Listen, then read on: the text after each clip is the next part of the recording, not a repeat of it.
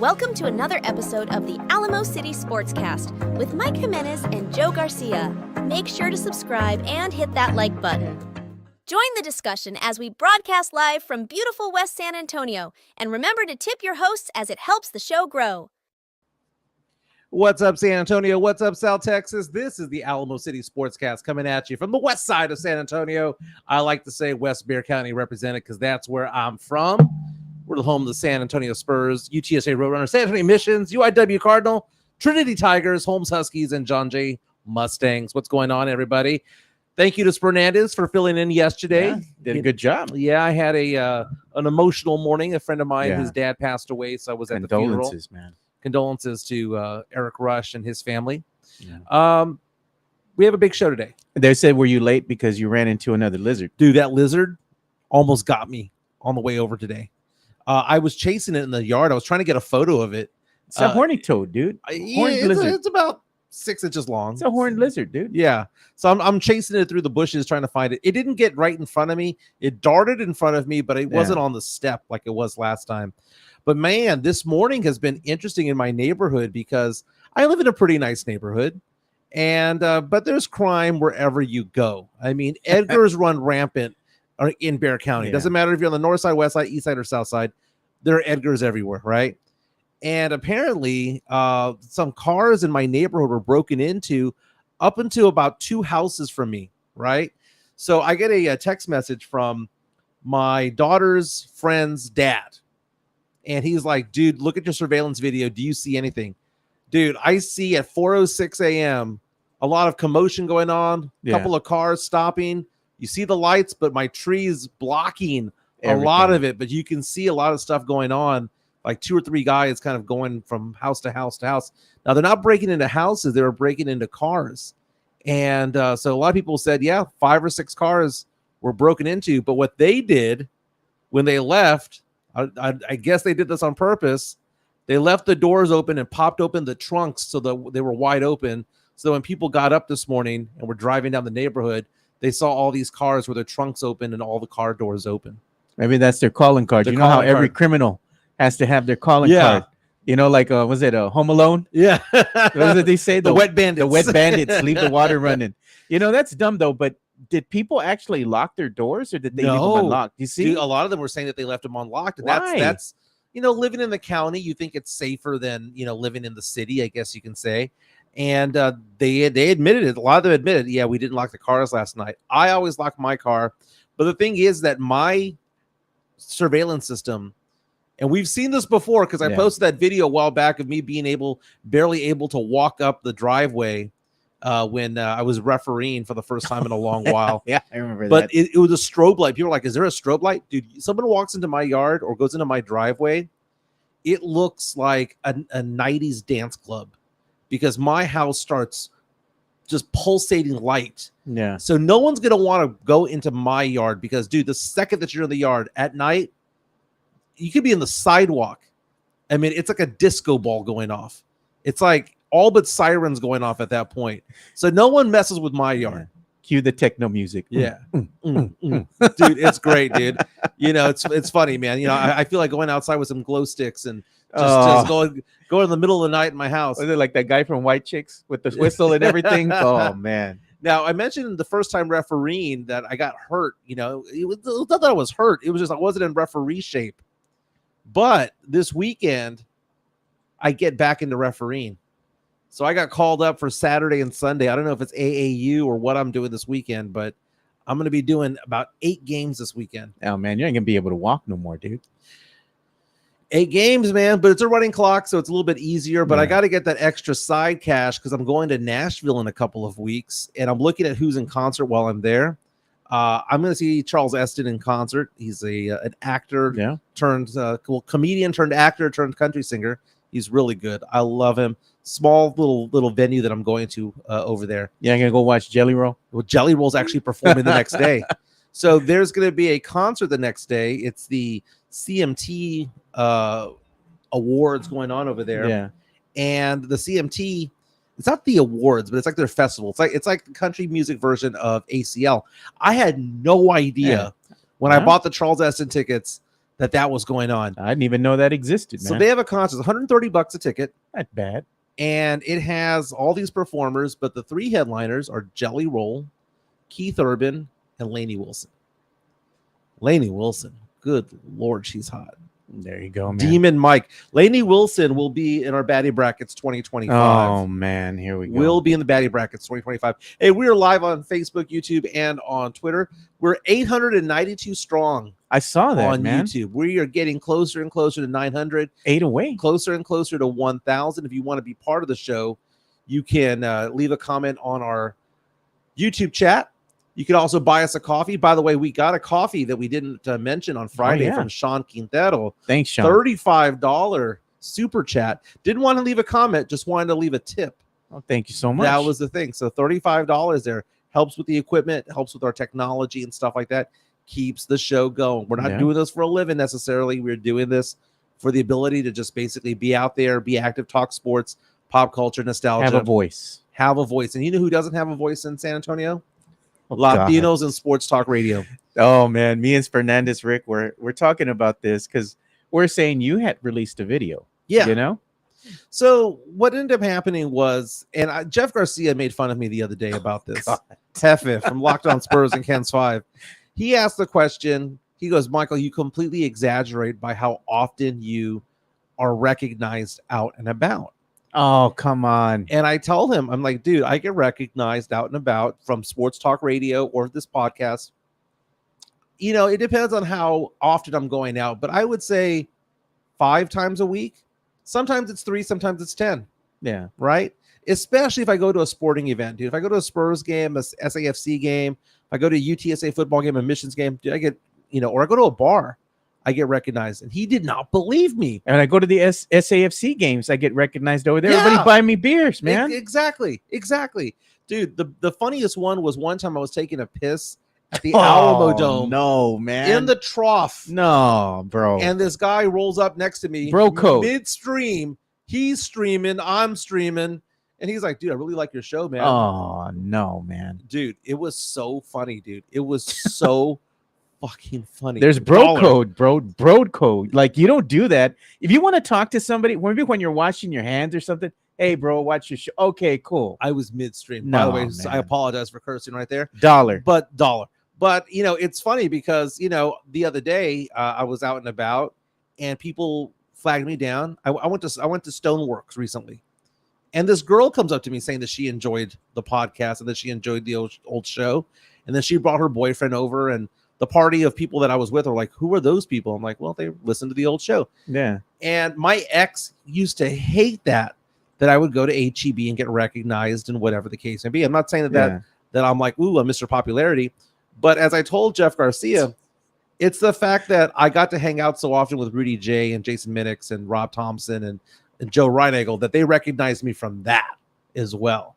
But people have been flagging me down saying, Michael, dude, there are no minorities in radio. And I remember when Rudy J, got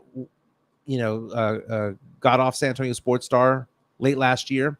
I had a conversation with Rudy J back in the day about it, the day after the announcement was made. And I was like, man, I hope they have a minority on there, because he and I talked about it that day. RJ Ochoa was brought up, and now he's no longer with San Antonio Sports Star. And it's one of those things where I look at it and I think to myself, that's not just a one station issue. It's now both stations. Yeah, it's the Ticket 760. You have even, like I said, the ESPN Sports Star, it's the Star.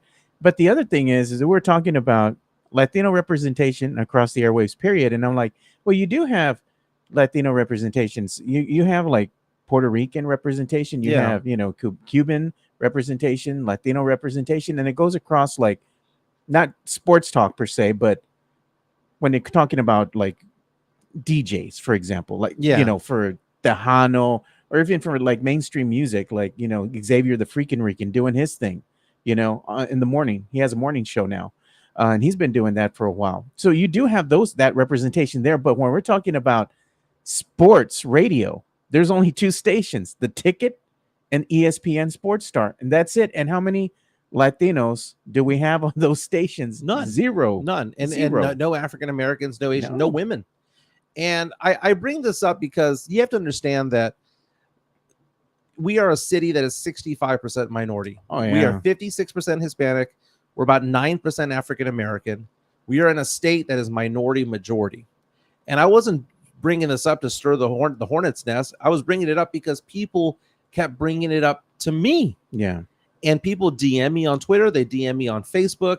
They reach out to me in person, and they're bringing it up. And the fact of the matter is that I think that there's no understanding at any of these stations that that's what's happening, that there's a groundswell of discontent. And it's just sad. It's just sad. And people are like, well, you want that to be you. Dude, those days are long gone, man. I don't want it to be. You know who I want it to be? I want it to be a young Latino. I want it to be a young African American. I'm 47 years old, dude. I'm good at what I do, and I had a good sports talk radio show. We have a pretty good podcast. But it's time for the youth to take over. It is time for minorities to take over. And the fact of the matter is that those who make the decisions are old white dudes. Yeah. It just is what it is. And it doesn't matter if it's like that in radio, finance, business, government. It's all the same. And it's a groupthink. And it's a not corporate. It's a not what you know, it's who you know type of thing. It's gotten too corporate now, because now what they're looking to do is they're looking to cut cost, right? Because a lot of these radio stations, let's be honest, like iHearts, for example, they spend a lot of money absorbing these smaller entities, right? These other smaller radio stations, overpaid and whatnot. Now they're declaring bankruptcy, coming back from this, declaring bankruptcy, trying to stay afloat because of all the money, the expenditure that they had. So now when it comes to actually trying to hire on-air talent, there's not money left. So what do? They go the cheap route, and they go for these national syndicated shows that are cheaper, and they're going to go ahead and put those in at those time slots, much like Jim Rome got your slot over there, because it's like, hey, well, it's cheaper. You know, we're just going to fit them in here. Well, I think they had it out for me from the beginning, but the pay for play is also a model that's out there. You know, people say that they miss the sports grind, which was on Ticket 760. Yeah, it's still there, though. My boy Jonas Clark is the producer, but you got to go elsewhere, and you can go look them up on YouTube. And they're out of Facebook. El Paso, right? Yeah, and they're on Facebook. They live stream every day. So, you know, you look at that. They actually paid to be there. What they did was they rented the airtime, paying $3,000, $4,000, $5,000 a month, hoping to get that much in advertising to offset it and make some money off of it. The pay for play type of thing is interesting. People are coming out saying that it's antiquated anyway, that it's going the way of the dinosaur. I remember having a conversation with Mike Taylor here on this podcast where he was saying that AM radio is going away because cars are being produced right now FM only, without the AM dial. Yeah, it's no longer a dial, just without AM, just in general. And so I found that to be fascinating. But you know, when you see these stations that are on a lot of sports talk radios are now on FM, not only San Antonio Sports Star, but you have stations in Dallas, Houston, Los Angeles that are on the FM. I listen to a lot of stuff on XM radio, actually. Right. Yeah. So the podcast format is the way of the future. It's a more difficult thing because, you know, you don't have the backdrop of the history, right? It's almost like UTSA football. UTSA football will not have the dynamics of an LSU or a UT because UT and LSU have a 100-year head start when it comes to it all. But the podcast is important. We're at 892 strong. We are doing really good things on this podcast. I mean, think about the fact that we've had Frank Harris with an in-depth interview with us. Not just an interview, an in-depth one. We got to know him better than most other people know him. We had the Von Erich brothers, Marshall and Ross Von Erich. Von Erichs, yeah. We had them. You know, we had Goldberg on last week. And we had our boy Spurnandez talking with the one and only Jesse James Leha, man. And these are in-depth interviews without commercials where we go in there, talk to them for 20, 30, 45 minutes and get to know them as a person. Yeah, them. We're not talking a lot about the sport per se, but we want to know about them. Yeah. You know, like Goldberg, for example, and Jesse James Leha, they gave us a lot of good information. So did the Von Erichs, you know, even Frank Harris. We didn't ask him a lot about UTSA. We wanted to get to know them as people. Talking to us about golfing, talking to about his hatred for Bill Millers and Whataburger. Not a fan of that team. It was so funny, man. It was so funny. So this show is evolving, and it's not for everybody. You know, there are some people who reached out to me over the weekend who didn't like to hear what I had to say, and were like, "Well, I didn't like your show anyway." I was like, "Well, great, thank you for giving it a chance." But the thing about it is this: is that those who are good at this are either universally loved or 50-50, loved and hated, right? I'll give you the universally loved. That would be like the Kelsey brothers, Jason Kelsey, Travis Kelsey, right? Everybody loves them. The people who watch them love them. But then you have the Skip Baylesses of the world, the Stephen A. Smiths, where they have 50% who love them and 50% who hate them. Yeah. And the people who hate them oftentimes listen more often than those who love them. That's contrived, man. Skip Bayless is contrived, and Stephen A. Smith is contrived. It's entertainment, dude. It's entertainment. Yeah. And part of the whole thing about radio is that sometimes they try to build it up and make it so. I witnessed that firsthand, where they're trying to make it where it's like, you take this opinion, I take this opinion, we'll battle each other. Screw that. What side are you taking? Yeah. You know, if you see me go on a rant, I love the rants, man. The rant. If you see me go on a rant, it's because, dude, we don't even talk about our show. I called you 3 minutes before the show started going, what do you want to talk about today? I got nothing. You gave me 3 topics. I gave you 3 topics, and then we're going to run with it, right? Yeah. And so our prep time is literally 5 minutes. We right? rely on the audience too, because sometimes they're the ones that actually give us the topics to talk about. Yeah. You know, it's interactive, man. You know, and I did like this one comment here actually by Jesse A. He said, will there be a crossover within the building like joint show once in a while? You know what? Got to talk to my boy, DJLG. DJLG. We are very, very friendly with Mike Taylor and Rudy J. Rudy J is one of my good friends in the industry.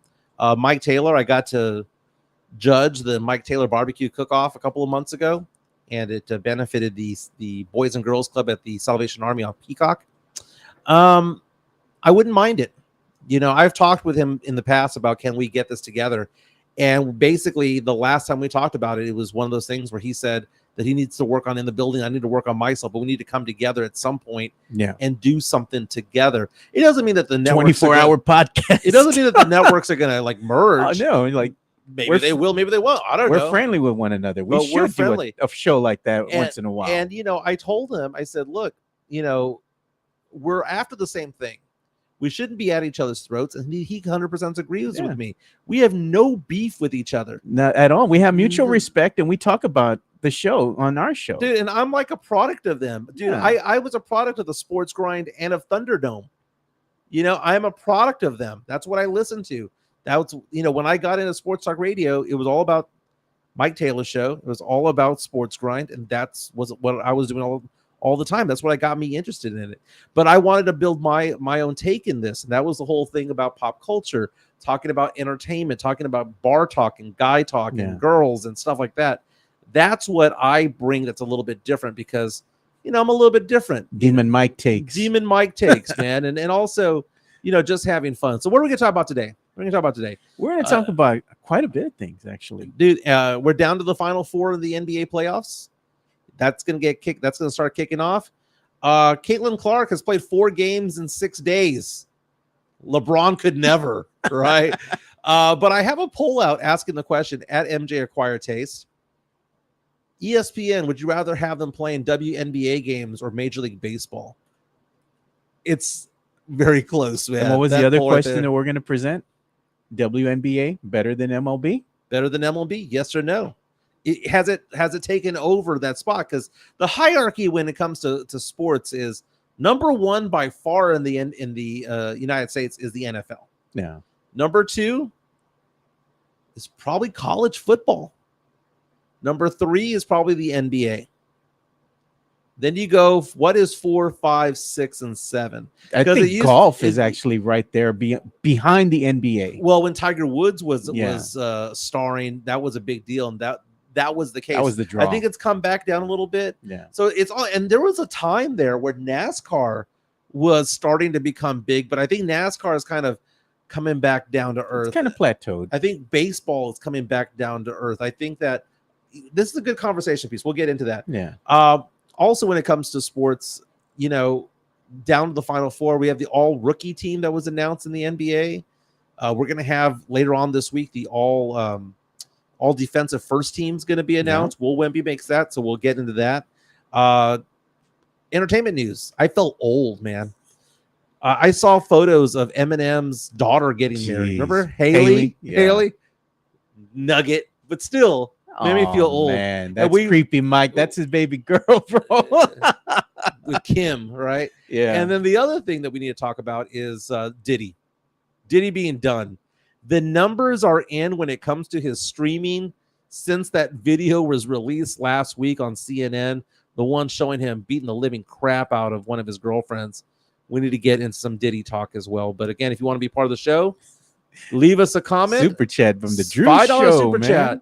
Drew Show says, I'm not going to lie, as the kids say today, that Allen Iverson skit on 760 back in the day that got Mike Taylor on in San Antonio was funny as F. I still LOL. You know, Mike Taylor, when he came on to the scene in San Antonio, you know, you call me the acquired taste. Isn't that exactly what he was? Because we didn't know what he was doing. We didn't know if it was shtick. We didn't know if it was his personality. Dude, I remember before meeting Mike Taylor in person thinking to myself, that voice has got to be fake. That has to be a radio voice. And That's then him, you go to a bar and you start talking to him. You go to a charity event. You go and just have a plain conversation with him. Yeah. That's his voice. I like that once the little soundbite that they had. We need to tell DJ LG he should bring that one back. Yeah. Where it had Mike Taylor when he was a kid. Like you think it was in middle school and he was playing baseball. Yeah. Hi, Mike Taylor here. And you could hear the voice was kind of there, but it still hadn't peaked, you know? That's great, man. But yeah, that's his voice. And Rudy J, his voice is the same as well. The baritone voice. Oh, yeah. He's got that smooth. His voice can melt butter, bro, on pancakes. That man. was, you know, this is the management side of me when I was in the media back in the TV news days. Yeah. Sports Star should have made Rudy J their star. That was the mistake they made, was that Rudy J should have been the star of that station. Swiss said your video looked like a Diddy video, Mike. When you were talking about no representation of Latinos on the airwaves. Yeah, you know, I had my arm rested on the shopping cart. The HEB shopping cart was over on 211 and Petranco. Yes, I got recognized that day, and I was looking like garbage, but still, it is what it is. Let's get to the NBA. Oh, yeah, look at Jonathan C. Mike Taylor Jr., second base. That's the soundbite, dude. That's hilarious, man. That's funny. Conference finals get going tonight. The Eastern Conference, you got the Indiana Pacers taking on the Boston Celtics. The Pacers taking Game 7 in New York. A historic game in Game 7 because the Pacers shot 67% from the field for the game. Tyrese Halliburton went off and he started jawing at the fans. When are Knicks fans going to realize, the ones on the front row, don't talk crap to the opponent? Don't poke the bear. Especially if they have a Pacers jersey on. They have a Pacers jersey on. Shut your mouth. Shut your mouth. And when he was pointing at the guy, going, what do you got to say now? What do you got to say now? Tyrese Halliburton, welcome, baby, because you were looking like a baby deer, man. You're looking like a deer in headlights the first 15 games of your playoffs this season. He woke up. He woke up. Yeah. He woke up. Finally went out there, kicked some major ass. Dude, 67%. Then Jalen Brunson broke his hand in the third quarter. And then that adds to the fact that Randall was out. And you had all these other players that had injuries for the Knicks. The Knicks were snake bitten. The question becomes, can the Pacers make this a series against the Boston Celtics? I'd say they can. I think they can. Vegas does not buy it this for the game 1 because Vegas has the Celtics favored by 10.5 points. I'm going to make a bet. I think I'm going to go ahead and pick the Pacers to win the series. Interesting bet. Well, you look at it this way. Who's the best player on both teams? That would be Tatum. Yeah, but the thing is with Tatum, sometimes he don't show up. Yeah, but the thing is, when he doesn't show up, Jaylen Brown typically does. And Derek White comes out and out of nowhere and has a good game as well. I just think the Celtics have too much firepower. I think the Celtics are probably going to dispatch them. I'm going to say it's going to be in 6. No, I think it goes 7. I think the Pacers win. They've been battle tested already. They're used to playing game 7s now. I would hope so. Got some experience. Sith reaches out to us and says Celtics win tonight, Wolves win in 6. Celtics versus Wolves.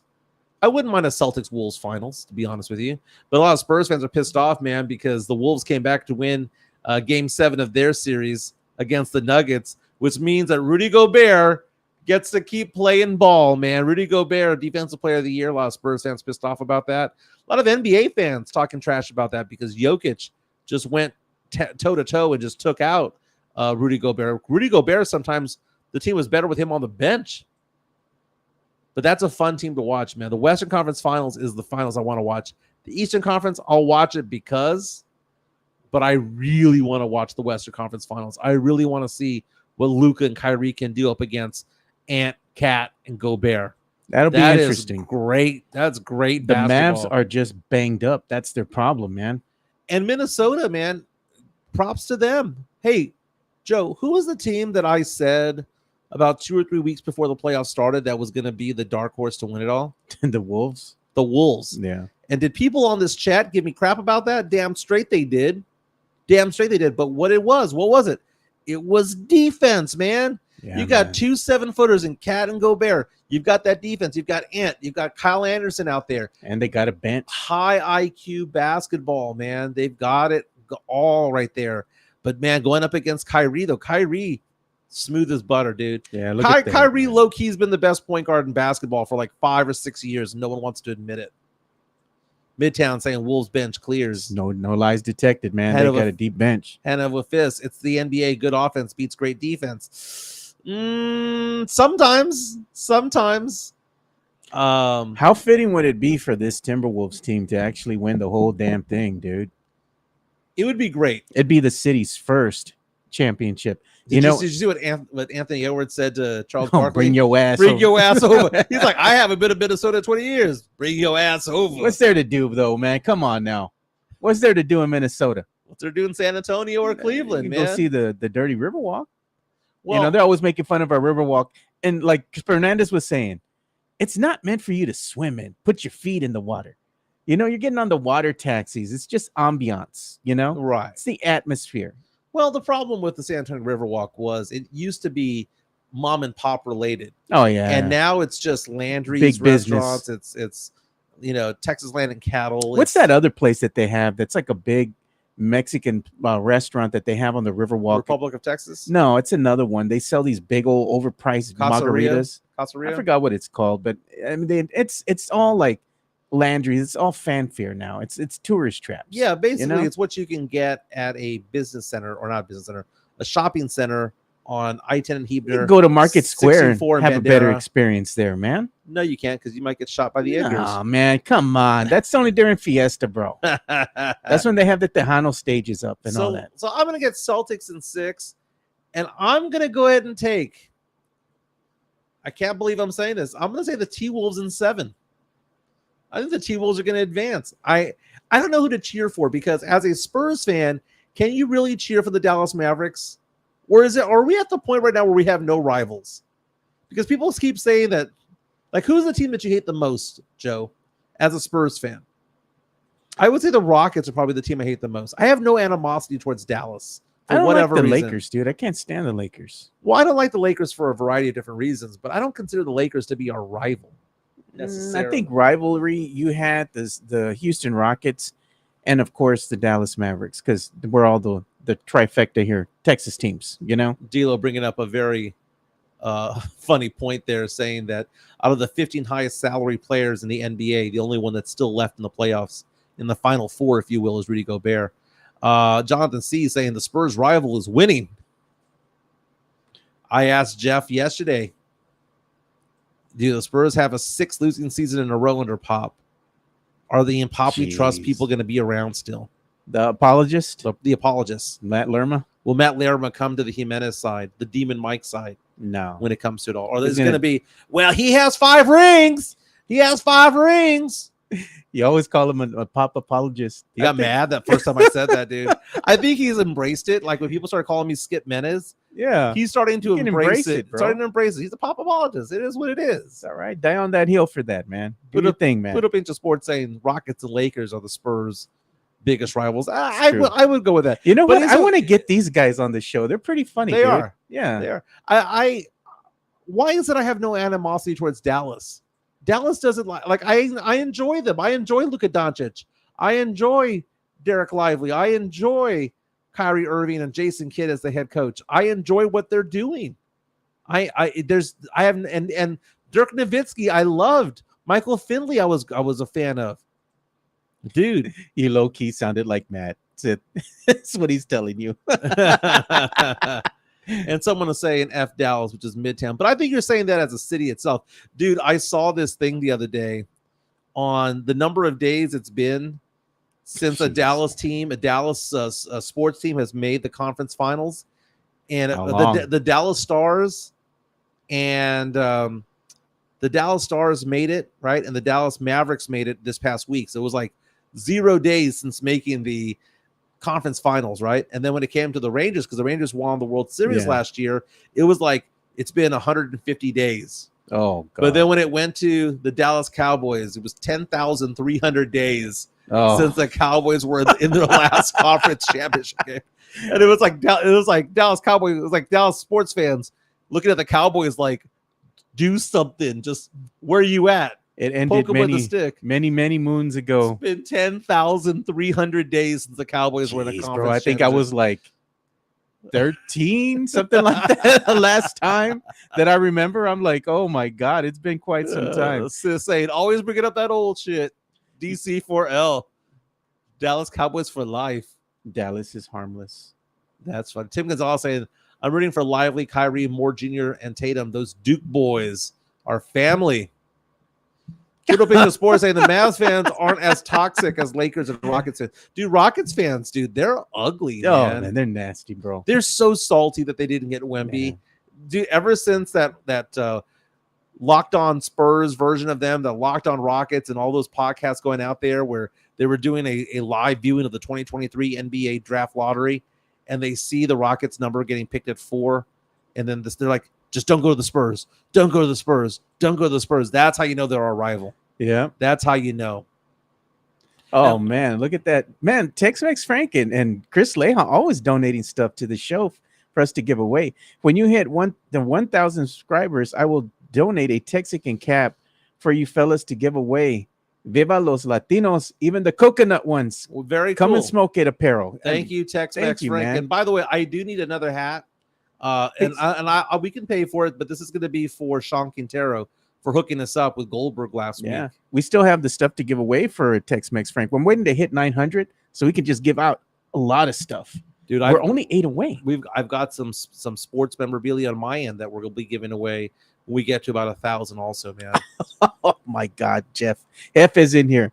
He says, did Mike Jimenez forget Mark Cuban taking shots at San Antonio, the Mavs arena putting up videos on the Mavs bashing the city, and Jason Terry always talking out of his mouth about the Spurs? Well, Jason Terry was Jason Terry, man. I mean, that's like hating a team because of Patrick Beverly. I hated him, dude. I couldn't stand that stupid thing he would do after he would hit a shot.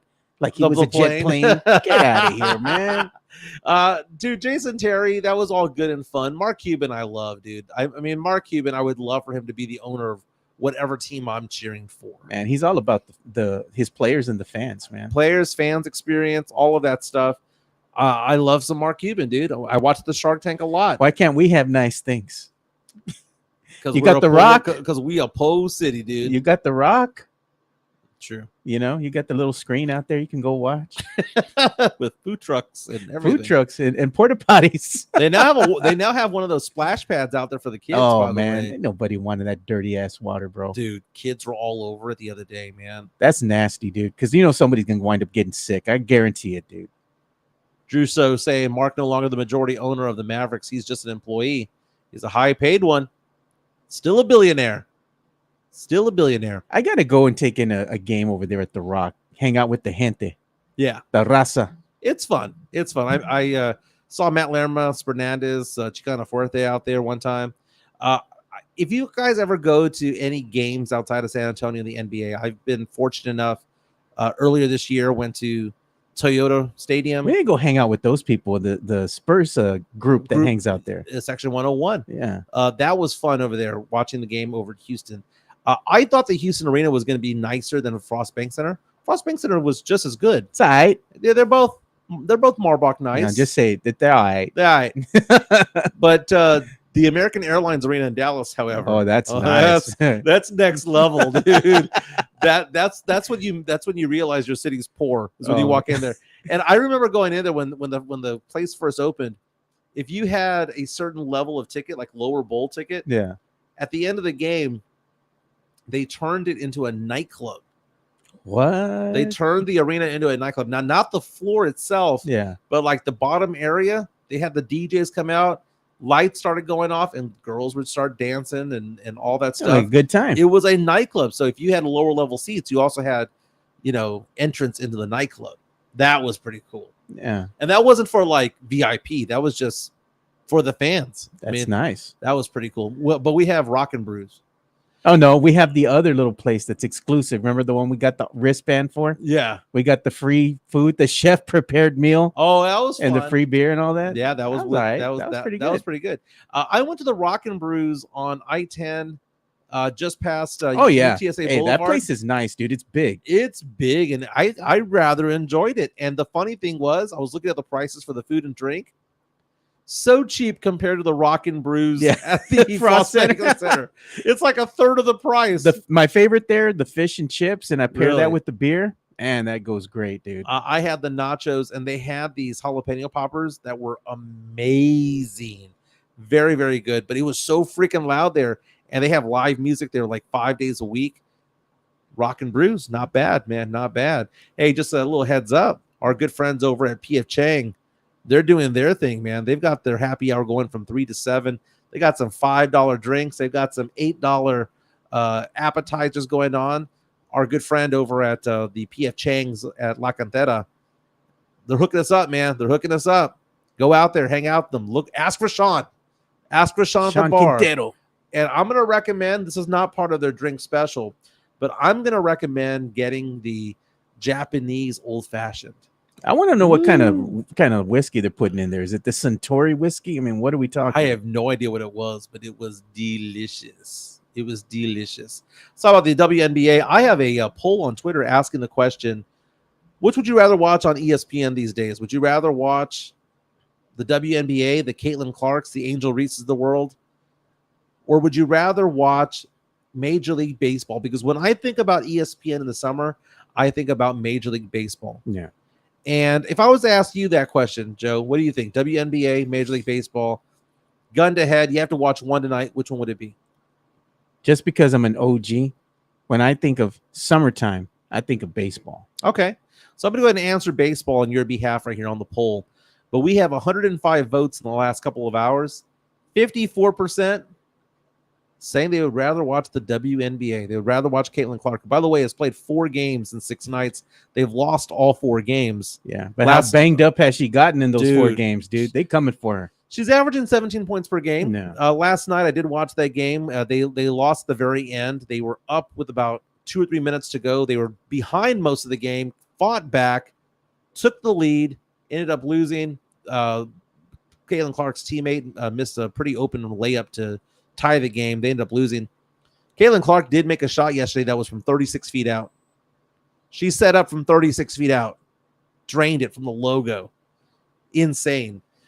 But the needle right now is going towards the WNBA.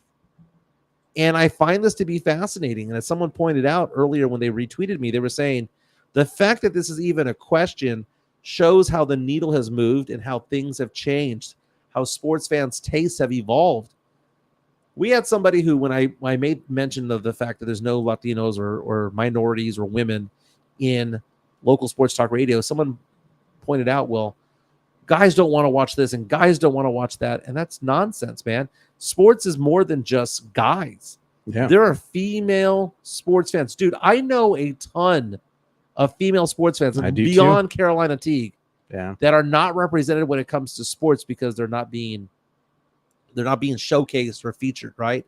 And I think that people look at female representation, they think Joy Taylor. Well, Joy Taylor does a fantastic job. Yeah. Nothing wrong with Joy Taylor. I look at Michelle Beadle locally does a fantastic job. Aaron Carreno, who does certain things in sports in San Antonio, does a very good job. There are a lot of fresh voices out there. Katie Goodman, our good friend. Katie Goodman. What's that girl from FanDuel? Kay Adams. Oh yeah. Kay Adams does. She's also with Sham Sharania sometimes on that show. An amazing job. McNutt over on ESPN does a very good job. There's so many people out there that are female that are doing a good job in sports. And you go to these NFL games, NBA games, dude, half the people there are women. And they're not there because they're there with their man. Dude. They like the sport. I have friends who throw NFL parties for just women. It's women, female sports fans getting together to watch the Texans or watch the Cowboys or watch whomever. It's a thing. And I think that sports media needs to understand that. ESPN is actually being smart about this because you're seeing the wave move where it's like, wait a minute, people care about Caitlin Clark, people care about Angel Reese, people care about a lot of these big names that are suddenly in there. You add the Kelsey Plums of the world and all the other stars of the WNBA, and there's something magical going on right now. And then you see Caitlin Clark struggle. I know she's averaging 17 points per game, but you're seeing her struggle, and it makes it even more dramatic.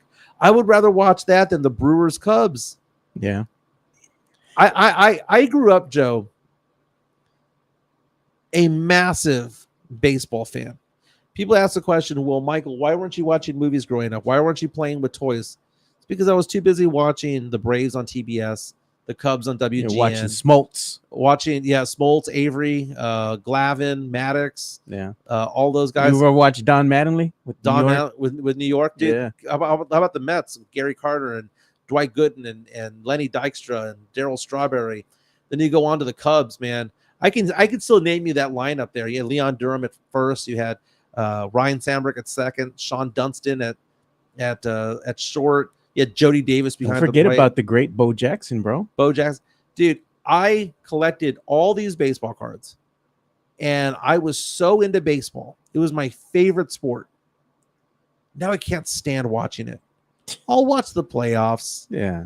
I'll watch a good matchup every once in a while, but I just can't stand watching it. Look at what David Atwater's saying. A lot of women at the Brahmas games this past week. Exactly. That's what I'm saying, man. And they're buying the gear. Look at all that gear that was generated by that the wife of the was Juszczyk.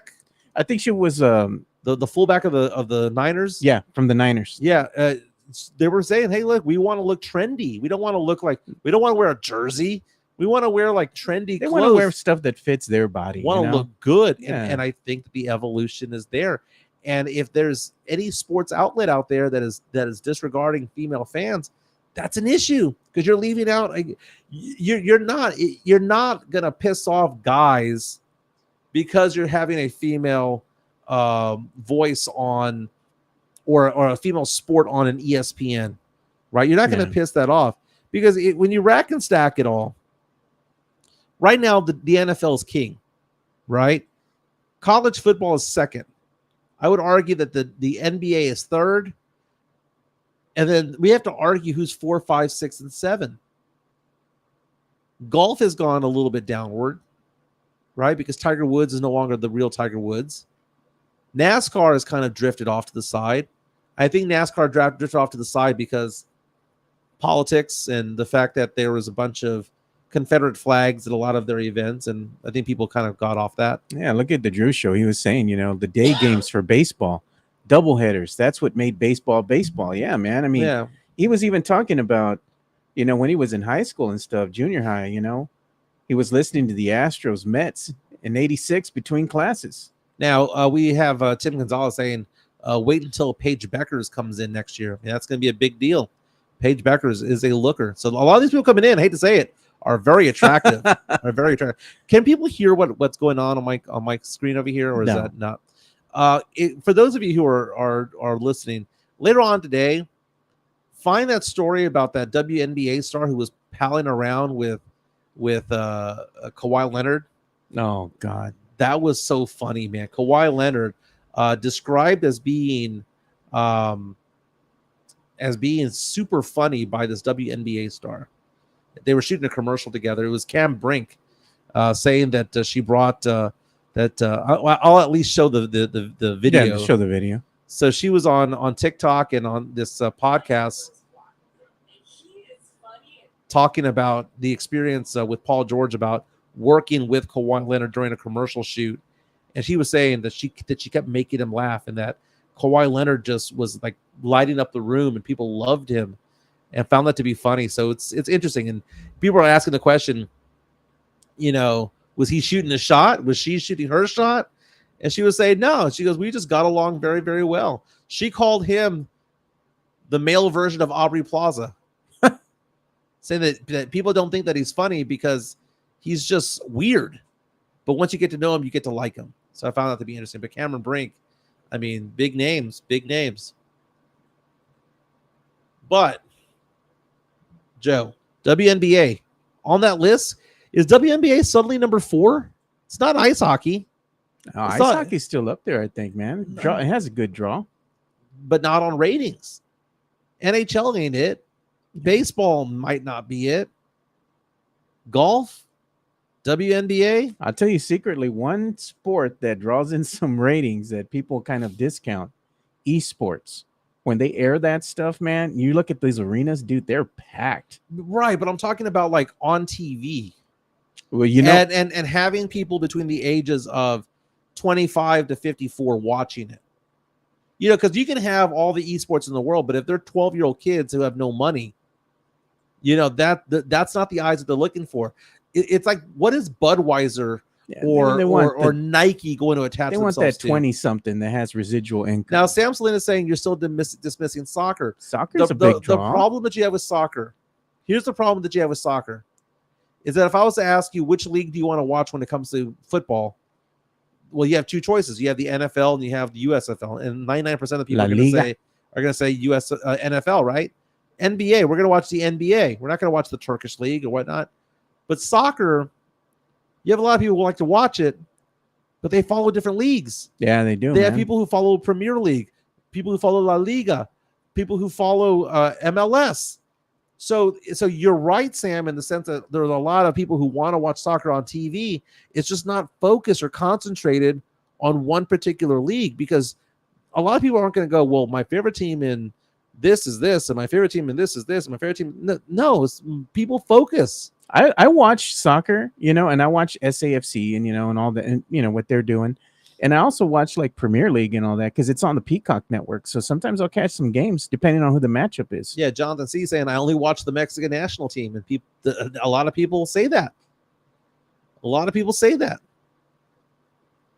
And somebody said that I said, oh, I like going to SAFC games. I don't go very often, but when I do go, I enjoy it. I go hang out with the boys over there. You know, 210 Lions, the Crocketeers, you know, at the tailgates and all that. Shout out to you, you know, Stuart Ransom. I go and hang out with them and say hi to everybody and go hang out at the, you know, afterwards we go and do the march.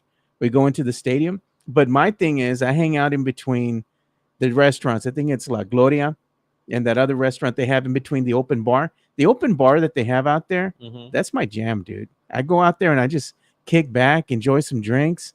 I make it my way down to the, you know, to the seats eventually because it's near the bar. But that's my thing, man. I like hanging out at the bar with my boys. We're drinking, we're having a good time. It's a good night, you know, especially when it's a good evening and the wind's blowing. And it's a good place to be. And you know you're going to be in and out in 2 hours. Yeah, and the restroom's right there too. So it's like everything you need's right there. And there's no bad seat in the house. No, not whatsoever. Let's get the entertainment bump going. Yeah, because there's a story coming up right now that I found interesting.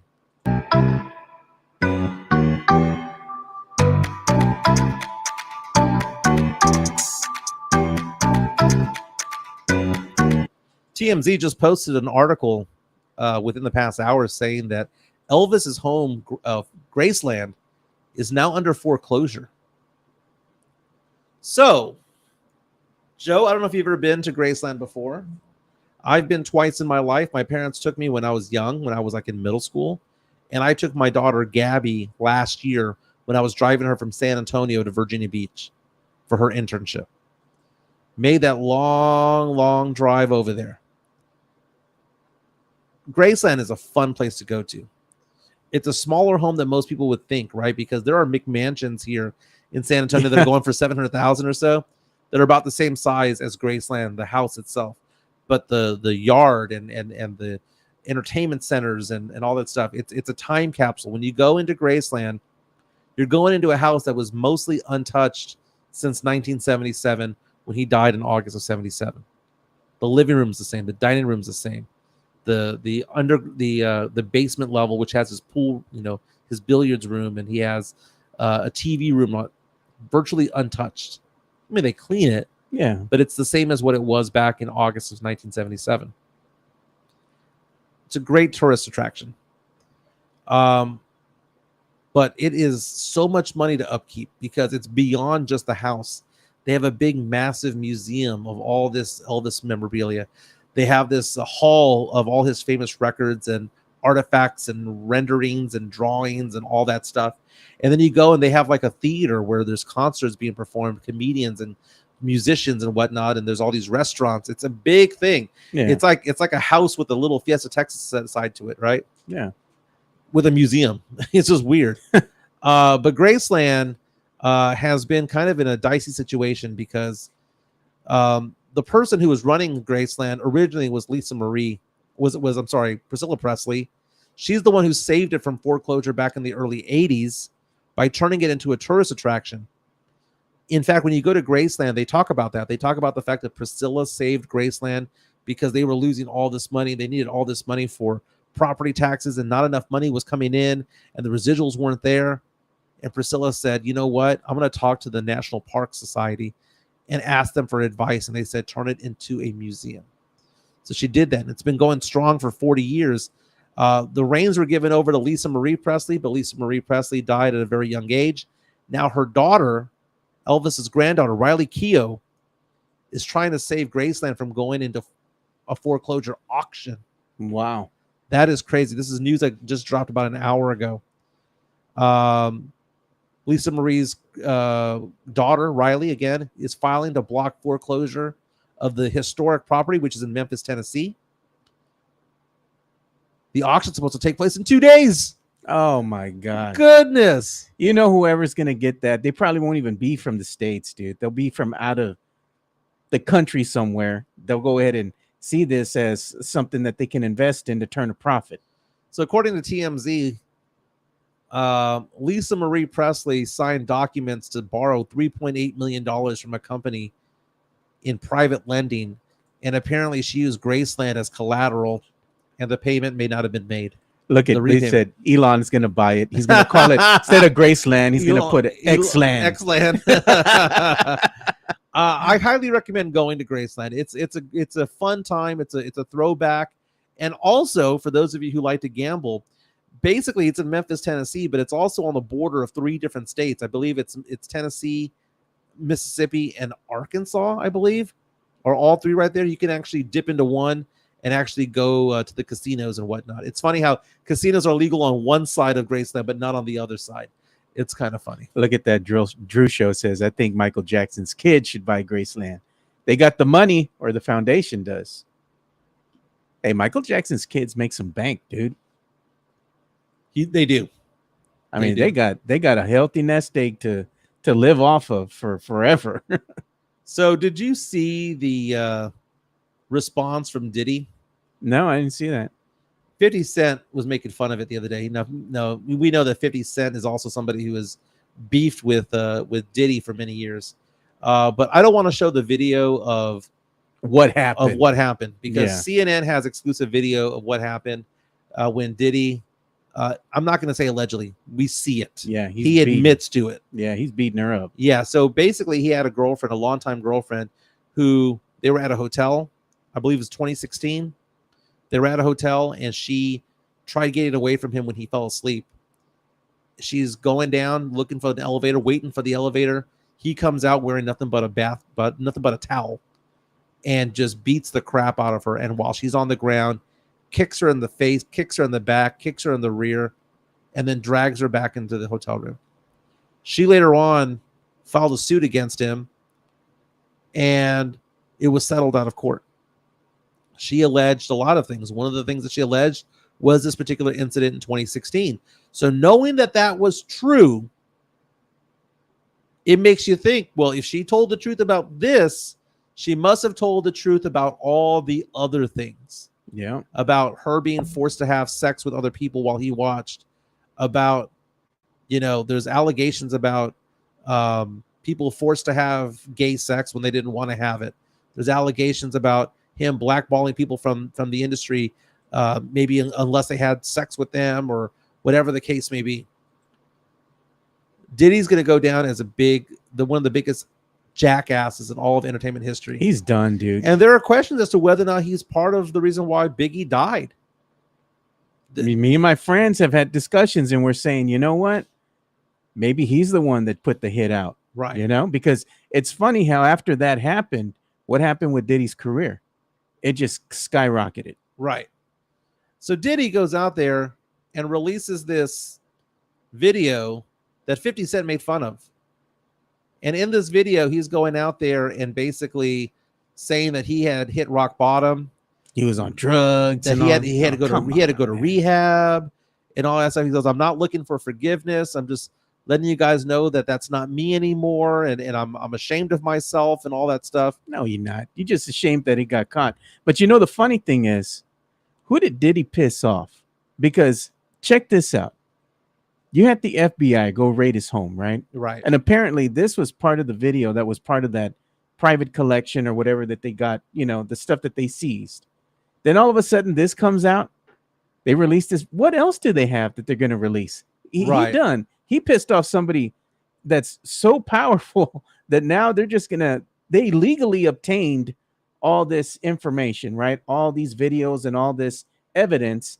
And now at any time they wish, they can just put this out on social media and he can't run from it, man. It's like he's having to face his past. Now, you're right. And it's one of those things where we saw that with Harvey Weinstein. Yeah. We saw that with Danny Masterson from that 70s show. We saw that with Bill Cosby. You know, years of all this stuff, this abuse that everybody knows about in Hollywood. Hannibal Buress, the comedian who outed Bill Cosby, said everybody in entertainment knows this, that Bill Cosby would drug you if you were a female. Hollywood knew that Danny Masterson was a rapist. Hollywood knew, the entertainment industry knew that Diddy would screw you over and will ruin your career if you don't do what he says. And people think that, you know, well, you know, just say no because, you know, you can have your dignity, right? And like, no, there's only certain pathways to success in the music industry. And for Diddy to go out there and say, man, this wasn't me, man, this wasn't me. People coming out saying he apologized to everybody except for Cassie, the woman that he beat. So now all the allegations against him. And do you know what I was fearful of, Joe? I was fearful of the fact that he was going to become popular again. Yeah. That Diddy's music would become popular again. The numbers came out over the last week since this video got released. Dropped 52%. Anything with the name Diddy or Puff Daddy or Puffy went down 52%. Sean Combs. Anything with one of his names done went down 52%. What did Peloton do? Did you see that? Peloton dropped all Diddy's music. Oh, really? From their let's say from their archives, you know. So I guess they had licensed the music to play while people are working out and whatnot, and they would play some of his music. Now they just said, you know what, we're just dropping his music, period. We're not going to play it anymore. And which begs to think, is Spotify, Amazon Music, these other streaming services, Apple, for example, are they going to say, you know what, we're just no longer going to carry this in our archive? Oh, that's a very difficult conversation to have. I mean, if they take those songs out of their collection, how is he going to get paid now? He's going to be broke now, dude. He's going to have to get a job. That's a difficult conversation to have because we were just talking about Elvis. Yeah. You know, Elvis was a pedophile. He married Priscilla Presley when she turned 17, 18 years old, but they were together when she was 14 and he was in his mid to late 20s. Yeah. Did people still go to Graceland? You went to Graceland? Jerry Lee Lewis was a pedophile. Hey, man. Or at least, or yeah, he was, right? Yeah, he was, man. And you know what? He was the cousin of Jimmy Swaggart. Him and Jimmy Swaggart were cousins. You know, I was watching the story the other day about songs that can't be sung anymore. Did you know one of the 10 most popular songs of the 80s was a song called If I Could Fly by Joe Satriani? Remember that song? I remember that. Yeah. The lyrics are about him being in love with a teenager. Oh, man. Stuff like that don't fly no more, dude. I mean, I'm looking at the lyrics right now. It's that song, If I Could Fly, I'd Lift You Up and Take You Into the Night. Oh, man. Remember that song? I remember that one. Back in the day.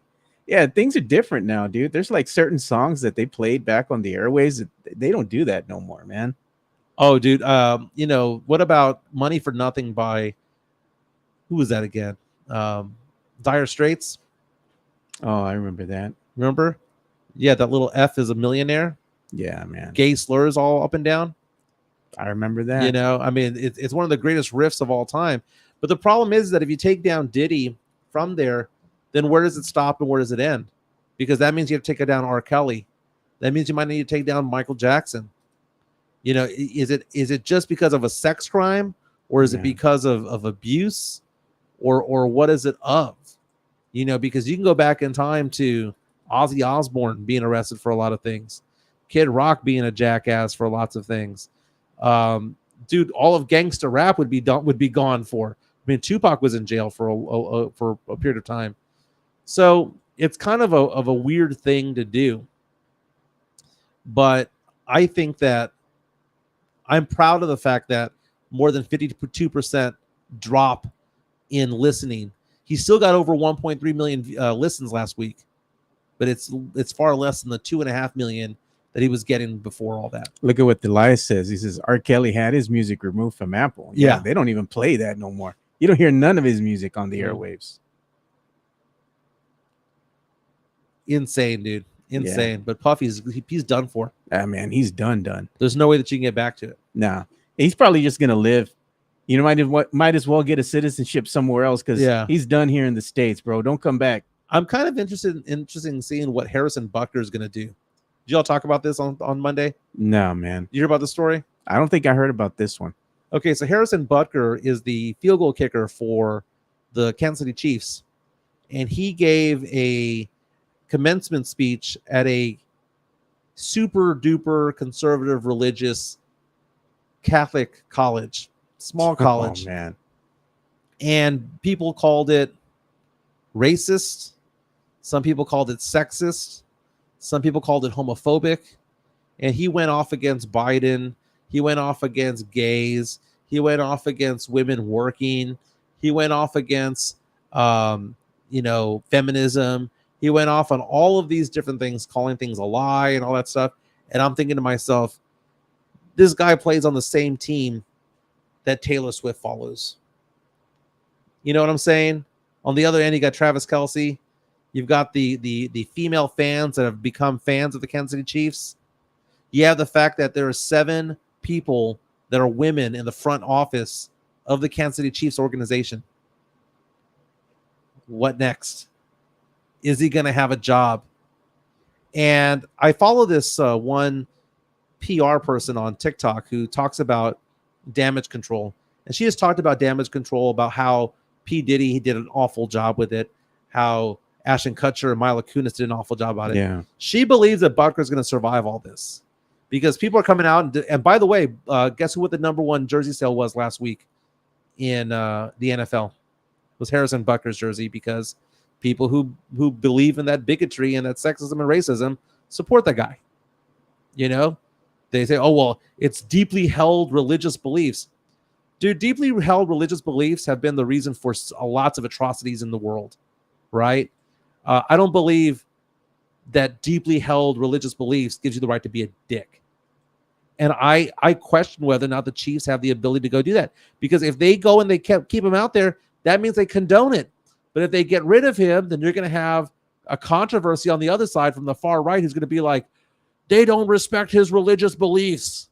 So the Chiefs are in the middle of a rock and a hard place. Meantime, you've got the biggest pop star in the world, the biggest singer in the world, who happens to be following that and bringing women to the stadium, bringing girls into the stadium to cheer for that team.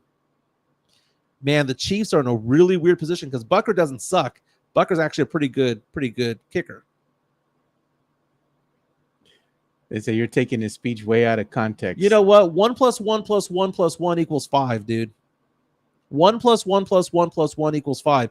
You get the bits and pieces and put it all together. That's what it's saying. It's called reading between the lines. Oh, man. Speaking of Kansas City, you were talking about the fact that the Kansas City bus was in town. What's going on with that? Yeah, so they shared this over our friend Rocky Garza of News 4. He went ahead and shared that, and of course, News 4 shared this on the X.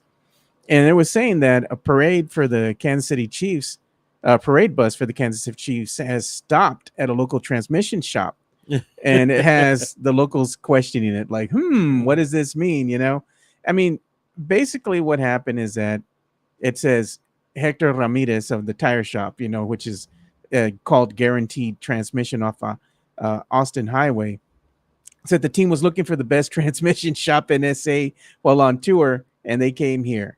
So it's like, I don't know, man. I think this is just like one of those planting the seeds from the Kansas City Chiefs, because they already know that there's much talk about Kansas City wanting to come possibly to San Antonio, was going to be one of their destinations, even though we've heard nothing here in San Antonio from any city official or anybody mentioning this whatsoever. They always use San Antonio as a pawn. And I think this is what this is. It's, hey, let's go take the bus to go get repaired over here. Yeah, like they don't have any repair guys in Missouri, man. Right? Yeah, where they're at. It's like they say the bus is on tour. I've never heard no bus being on tour. Like, what's going on? It's one of these things that just happens. I mean, they're just using it as let's plant the seed and let the story grow more, Yeah. Yeah. Let's poke the bear. Poke the bear a little bit. Yeah. Yeah. We're being used and abused again. I'm not going to buy into San Antonio being an NFL team unless we are then again, joining forces with the city of Austin. Do you hear the story about Flavor Flav? Flavor Flav. No, man. Flavor Flav is sponsoring, if you want to show my screen, Flavor Flav is now an official sponsor of the United States women's Olympic water polo team.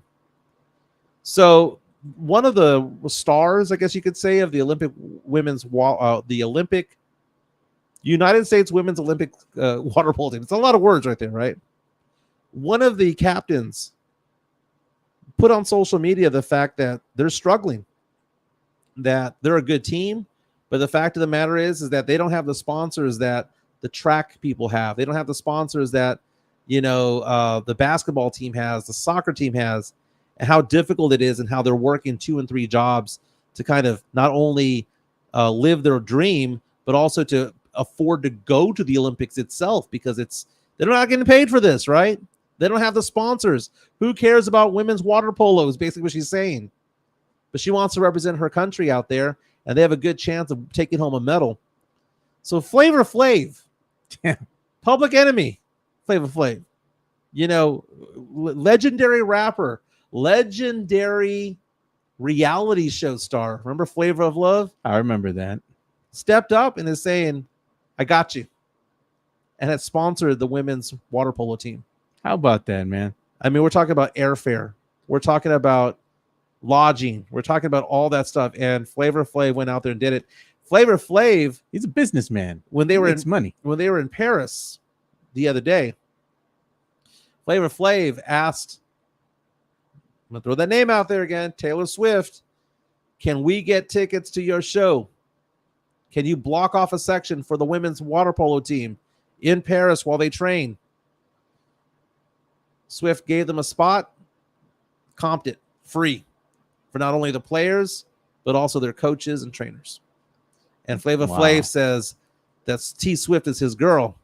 But congratulations to Flavor Flav, because I mean, I like this right here, that he's the official sponsor of the U.S. women's national water polo team. How about that, man? Flavor Flav. Hey, congratulations, by the way, to Eminem. He now has a son-in-law. Imagine being the son-in-law of the famous rapper Eminem, because this came down last night. Look how hard this photo is right here. Haley, his daughter that he mentions in all those hit songs from 20 years ago, got hitched. Eminem looking fly over there on her right. That's her husband right there. By the way, it was a star-studded event because 50 Cent, Dr. Dre, and Jimmy Iovine were among the guests. She is now known as Haley Jade Scott. That's awesome. That is cool. Here's the first the father-daughter dance. Yeah, man, that's special right there, dude. Giving away his baby girl. Yeah, amazing, dude. Eminem is somebody who is. Oh, by the way, there's Haley Jade and her husband. Dude, this is how old we are, dude. Haley was a baby when Eminem was first thinking about her and about her mom Kim. This is what she looked like, right? But I respect Eminem, because Eminem has been saying for the longest time that, he is somebody that goes home. Have you ever heard stories about him from like Dre and all these things? Eminem took rapping as a job. And there's all these great anecdotes that are said about the fact that Eminem would want to go record from 9 a.m. to 5 p.m. That it was a job. And you hear all these rappers, Joe, who come out and say, man, we're going to go to the club, we're going to go do this, and then we're going to get back, and we're going to start laying down tracks around 2 or 3 in the morning, whatever. He goes, Eminem for years, for decades, has been the guy who has been saying, I want to get in around 8:30 or 9 a.m., lay down tracks and rhymes, and I want to be out the door by 5 because I got to be home to be with Haley.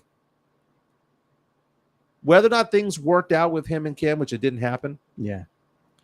Dude, I hear that anecdote all the time, but Eminem says rapping is my job. It is not my hobby. It is not my fun time. I go in there as a job to get this done. And I respect that. There's going to be a new Eminem album coming out soon. What they call it, the death of Slim Shady. I think Slim Shady is going to be put to rest. Yeah. Hey, while we're at it right now in between, let's go ahead and give some love to Hefe, man. Jeff Garcia, Locked On Spurs. Locked On Spurs is your daily Spurs podcast, hosted by Jeff Garcia, the lead Spurs writer for Ken's 5 San Antonio. Jeff has a healthy plethora of guests all the time on the Locked On Spurs podcast. You can also follow Jeff on threads at Jeff G Ken's 5 SA. You can also follow Jeff on Twitter at Jeff G Spurs Zone. So make sure you go ahead and give Jeff a follow, not only on threads and Twitter, but also on YouTube at youtube.com/@Locked On Spurs. This is where you're going to be able to find the replay of the Locked On Spurs podcast. Make sure to like, subscribe, and share. That's right. I follow on Spotify and YouTube myself. Today, his guest is Casey Vieira of Ken's 5 Sports, asking the very big question, should the Spurs look to trade for Donovan Mitchell, point guard of the Cleveland Cavaliers? That's a big time thing because we've heard about Trae Young. We've heard about DeJounte Murray returning back to San Antonio. But Donovan Mitchell might be a better get. Maybe not as good of a player, but the fact of the matter is that he's an accomplished point guard.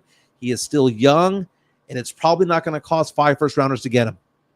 True that. So have that conversation there again, Jeff Garcia with Casey Vieira, Locked On Spurs, man. And I'm actually the guest. I believe it's Thursday. Okay. I'm supposed to be on, I think, Friday. Mm-hmm. We're going to record Friday, so it might come out on Monday. So what are you going to be talking about? We're going to be talking about it's answering fan questions about certain topics. Okay. And it's whether or not the Spurs should stand pat. Are the Spurs going to actually use their picks at 4 and 8, or are they going to package them and trade them away?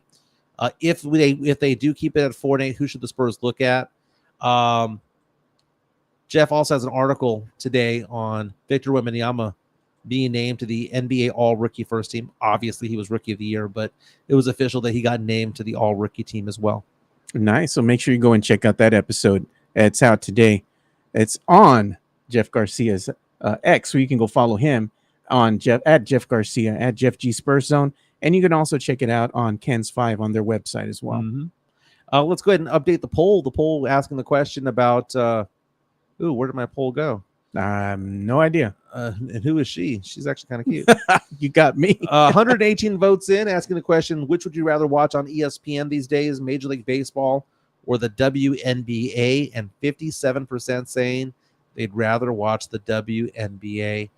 And the stats Instead are coming in. Baseball. The ratings are coming in, dude. Tavares saying the Spurs need vets and bucket getters. That's true. Oh, look at. He said Jimenez is on tomorrow and Joe is on Friday. There you go.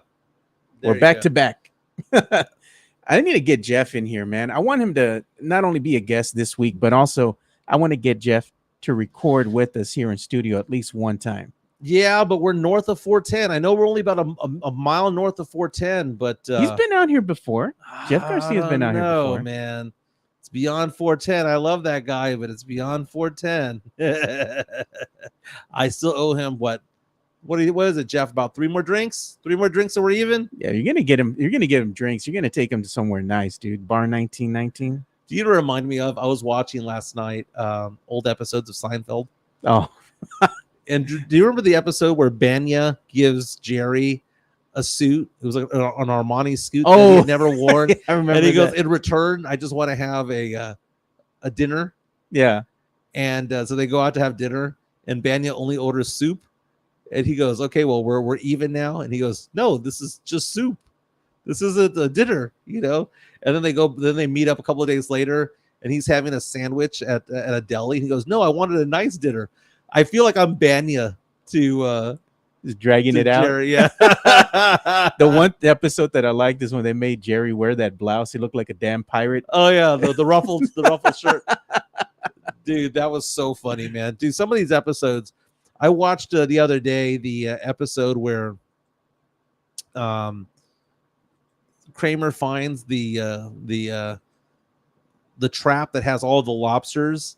Oh, and that girl, Jerry's girlfriend, walks in on him, and he has a tiny penis because he was in the pool. Oh yeah, it shrinks. It shrinks like Shrinkage. it shrinks like a frightened turtle. Look at that, Jimenez. Yep, it says $200 or more in depth, Jimenez. The other one I liked of Seinfeld was funny was where they had Kramer. Remember where he's cleaning the stretch of highway? Oh yeah, and he put that solvent that's very flammable to clean it, and then you had Newman driving down. Yeah, he erased some of the lanes to make them wider. Yeah, so Newman's driving down, and all of a sudden, I think they had dropped in a previous episode a sewing machine out, right? Yeah. So he comes in the mail truck, and the sewing machine gets stuck under the mail truck. Oh yeah, and he's driving. All the sparks are coming out, and he's like, "Oh, the humanity!" It lights up on fire. That was funny because like everybody had a part to play in what happened to Newman in that episode. Spurnandez coming out and saying, "I'll just have soup." John C. saying the best episode is Keith Hernandez in the infamous spit shot. That was a play on the movie JFK. I remember that. It was a spit from behind the grassy knoll. Seinfeld is one of those that's a classic, dude. You got to go watch it. It's funny, man. There's a lot of great episodes. Drew show. She was kosher. Couldn't have shellfish. So George makes some lobster omelets, revenge over shrinkage. Oh, the one with the baby. Remember they went to go see the couple's baby? Yeah, you got to see the baby. The baby. And he's like, whoa. I like how Kramer is so unfiltered when it comes to it all. He took a look at the baby in his face. He's like, whoa. It's such I mean, we talked about this a couple of weeks ago about the episode where George pretends to be a marine biologist. Oh my god, that was so, and the show really was about nothing. Titleist, the way he goes. Was it a titleist? Dude, there's so many episodes when they couldn't find the car in the parking garage. Oh, that was funny too. Or how about when they got stuck behind the Puerto Rican parade? And then any of the one with Costanza's dad. Dude, who has a better rant, me or Costanza's dad? Remember that one, the episode, the bro? Yeah. He made the bro instead of the brawl, the bro. Yeah. And then he called it, he called his festival, Festivus. Festivus for the rest of us. Rest of us. I saw the other one the other day about Elaine's date getting hit by a car. He's in the hospital, but she buys jujubes. Yeah. And she's like, he's telling her the story, and he goes, wait a minute. Did you buy that candy before or after you found out I got hit by a car?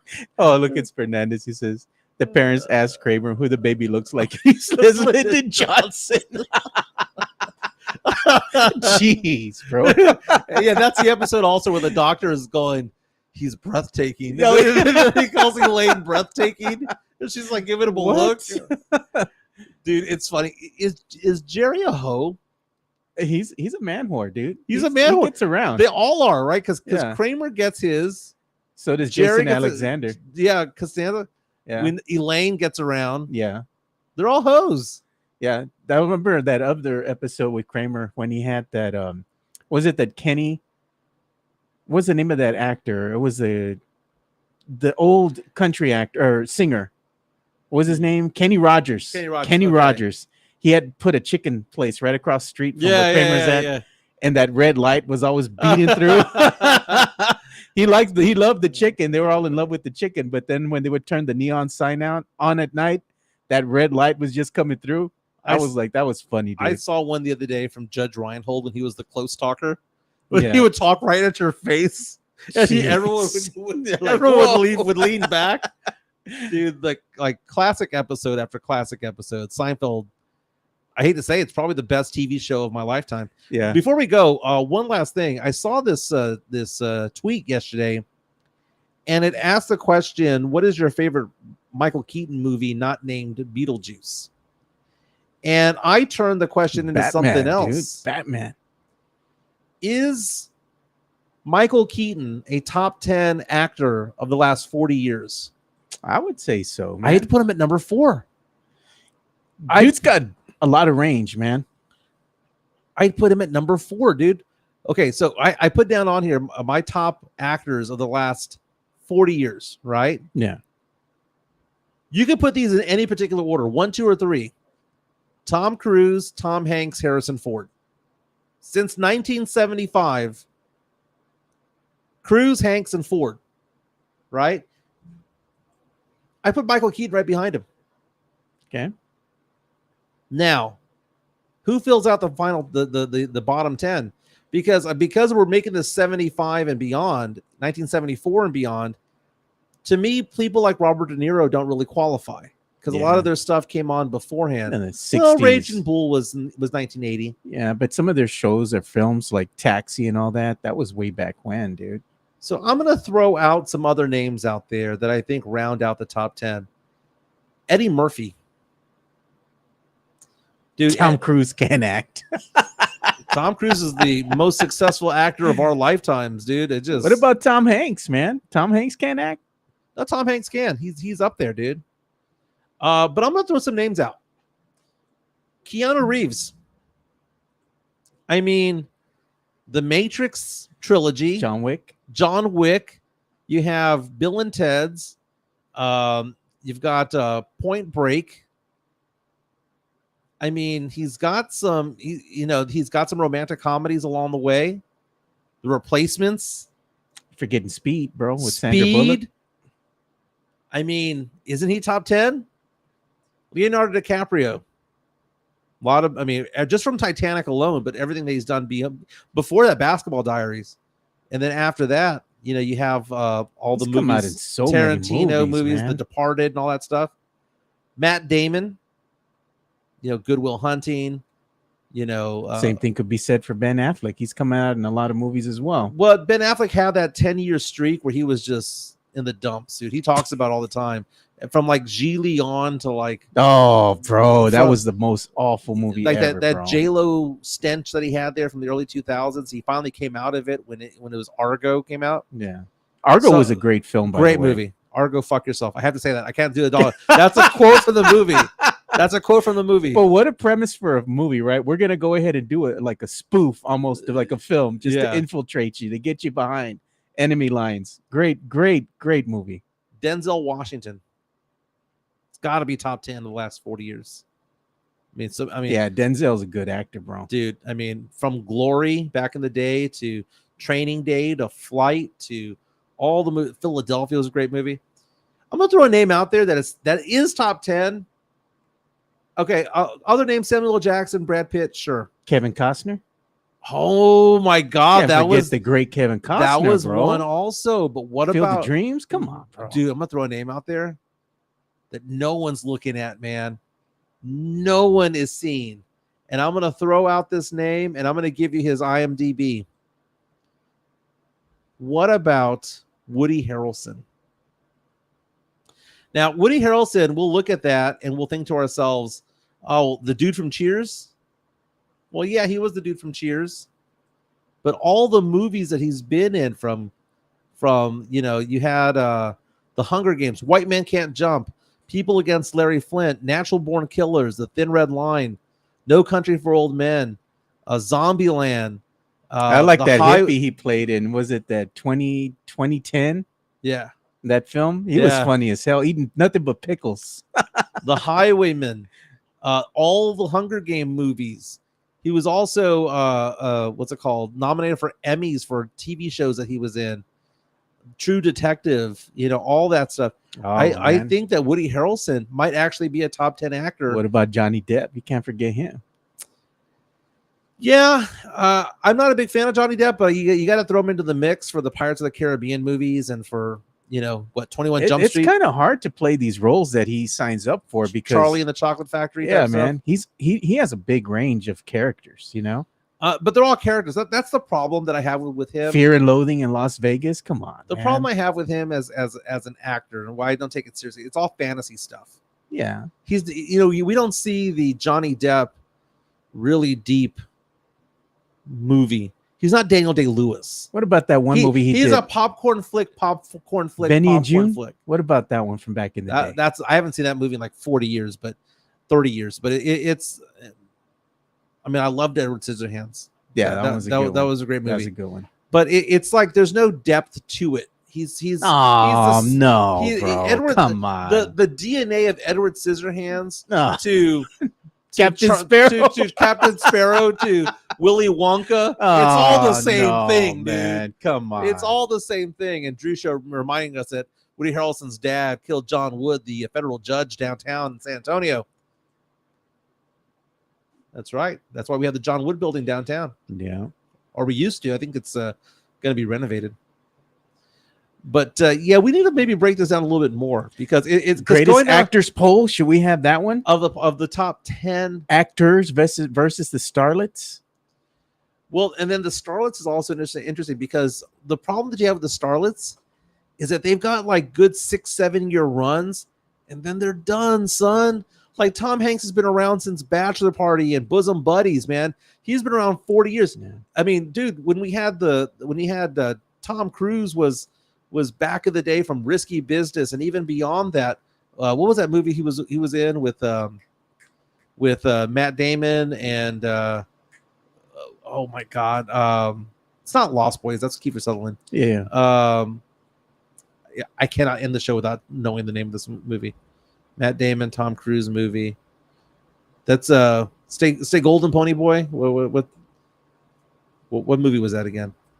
Matt Damon, Tom Cruise, The Outsiders. Okay, that's way back when. Ooh, dude. Sam Salinas saying y'all forgetting about Texas own Matthew McConaughey for Uvalde, Texas. All right. But man, for the women, like, when's the last time you saw anything with Julia Roberts? They've got like 7-year runs, man. 5, 6, 7-year runs. You got Julia Roberts was big for a while. Meg Ryan was big for a while. That's Reese what I'm Witherspoon saying. was Sam big for a Salinas, while. Donnie Brasco. Come on, bro. Come on. Gonna be honest with you, that might have to be a nostalgic movie review because I've never seen it. Oh, bro, no, man. You never seen Donnie Brasco? Never have. Dude. You're gonna have to go and watch it, man. We found, everyone's kicking me in the nuts about the fact that it was The Outsiders. I had the whole movie. It was like Ralph Macchio, whatever. Hey, let's throw out another actor, by the way. Maybe not top 10, but top 20 in the last 40 years. Patrick Swayze. True or false? The great Patrick Swayze. Ghosts. Oh, he's Dude. talking about The Outsiders, is what Yeah. they were saying. Ghosts. You had Dirty Dancing. I know someone's going to say Tu Wong Fu. I'm already waiting for it. God. Yeah, man, we're going to have to bring this one to an end, dude, because I got like 10 minutes to log in now. I just noticed the time. And on top of it all, by the way, Donnie Darko, Red Dawn. Oh, he was in Red Dawn. I forgot about that. I forgot. The original Red Dawn, original. not that other one. And he's got that song, man. She's like the wind Oh, God. through a tree. I hate that damn song, bro. What's that? I don't like that song. It's old as shit. She dude. leads you to moonlight. No, man. You are not singing that song in karaoke. Sun. You're not She's singing taking that. my heart, but she No, doesn't know what this she's show's done. over, Show's over, man. Just a fool to believe Yeah. I'm anything she needs. Yeah, we're done, man. She's like the wind. Be back tomorrow. Talking more sports, pop culture, nostalgia. Game 1, Eastern Conference Finals. Go Pacers, but it ain't going to happen. Go Derek White. Pacers. Go Derek White. Let's go, man. See you guys tomorrow. We're out. See you boys tomorrow. Peace.